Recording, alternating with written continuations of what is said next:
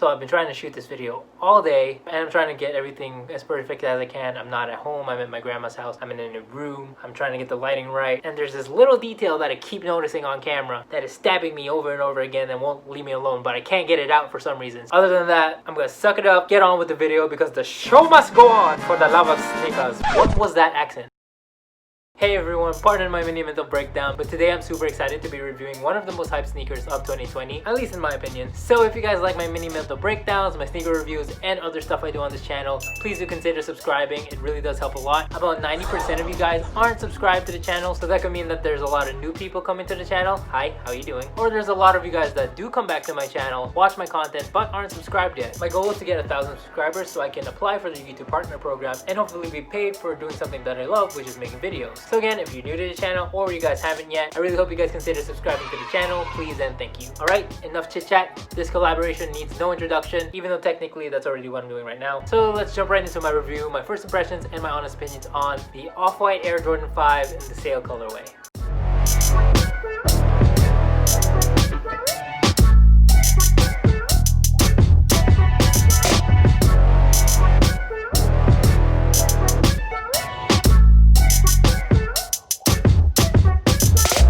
So by now we've all heard of Virgil Abloh, Off-White, and his massive collaboration with Nike and Air Jordan for the 10 collection. He's come a long way since then, and he's released a bunch of other sneakers with Nike and Air Jordan, with the Air Jordan 5 being the latest silhouette to be added to the roster when it released back on the 29th of October. According to Abloh, the original design intention was inspired by the fact that these shoes, via Michael Jordan himself, were originally energized with a touch of unrealness. In order to live up to Abloh's expectations of himself, it needed surrealism embedded in the transaction of owning a pair just the same. Now getting right down to the details, the upper is primarily made of raw foam that's covered in a plastic mesh, similar to what we see with the Nike React 87s and the Nike Vaporflies. The raw foam aids in the whole upper sail colorway with the help of the yellow tinting on the mesh. The shoe comes with cream colored laces with the off-white shoelace text at the end of it, but the shoe does come with an extra pair of black and red laces, which really go well with the fire red inspired colorway of the shoe. The back of the heel has the classic Nike Air logo, and on the lateral side of the heel you got a great addition of Michael Jordan's legendary number in the Bulls, 23. The sneaker has a reflective metallic tongue, which is another classic hit on a lot of the Jordan 5 colorways, as well as the big red Jumpman logo in red. The upper sits on top of the fire red inspired midsole and outsole, with a few details changed. Instead of having an icy blue outsole, it is instead replaced with a yellow rubber that gives off a very aged and vintage vibe. The rubber on the toe area and the midfoot of the outsole is replaced with a transparent gray rubber. The previously mentioned aged and vintage yellowing can also be seen on different parts of the shoe, such as the lace eyelet, the lace lock which the Jordan 5s are known for, the rubber panels found on the medial and lateral side of the shoe, and the signature off-white zip tie. Last but not least, we got the detail that's been very polarizing for the sneaker. Rounding off the details, pun intended, you got different circle accents placed around the upper of the shoe, such as the ankle collar, the tongue, and the lateral and medial panel. You can even see the off-white Nike text overlap onto one of the circles in the medial side of the shoe. Now for the part where I give my thoughts and honest opinions on the shoe. And look, I know I quoted Abloh in the beginning, how he wanted to act on Jordan's vision and wanted to add his own experience to the shoe. The whole quote itself sounds cool and all, but I'm not gonna lie to you guys, I have no idea what that meant. Not entirely, at least. I'm not gonna sit here and pretend that I see through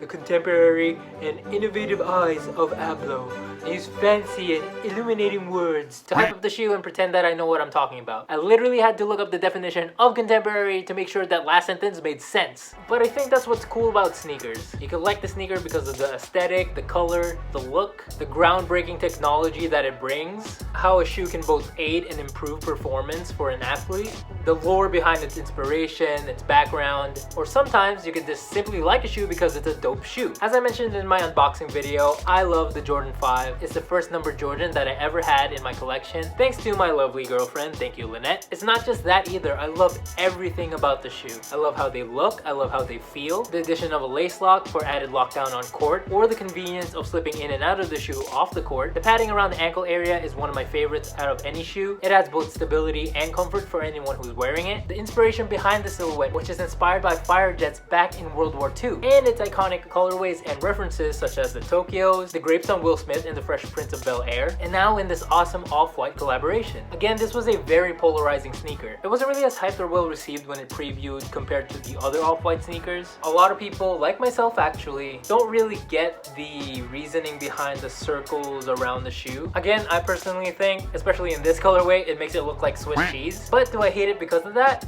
Not really. Just like in Abloh's preview, I love how you can wear different colored socks and add a different pop of color or accent to the shoe. Personally, I wouldn't cut out the holes like Virgil did, although I bet that would make the color pop out more. But the DIY aspect is a really cool concept to see in the sneaker. And even though I have a love-hate relationship with yellowing on sneakers, having both the vintage vibe and the deconstructed stylings ties everything together, and it works really, really well. So yeah, overall, mine is a pretty biased opinion because I do love the Jordan 5, but personally, I'm a fan of what Virgil Abloh has done for my favorite Air Jordan. And that is it for this video. What do you guys think of the Off-White Air Jordan 5? Leave a comment down below. I love talking to you guys there, especially when it's about sneakers. Follow me on Instagram at @AlbiPeralta. I'm a bit more personal there. I post my sneakers there way before I post them here on YouTube, and I post stories almost every day, so do give me a follow if you guys are into that. Again, please subscribe to my channel. It really does help a lot. Leave a like on this video. That's what the like button's for. And check out my other videos. I got more sneaker reviews, challenge vlogs, personal vlogs, gaming videos, anything and everything in between will be on my channel. And that is it for this video. I hope you guys enjoyed it. Thank you all for watching, and I'll see you guys when I see you. Bye guys.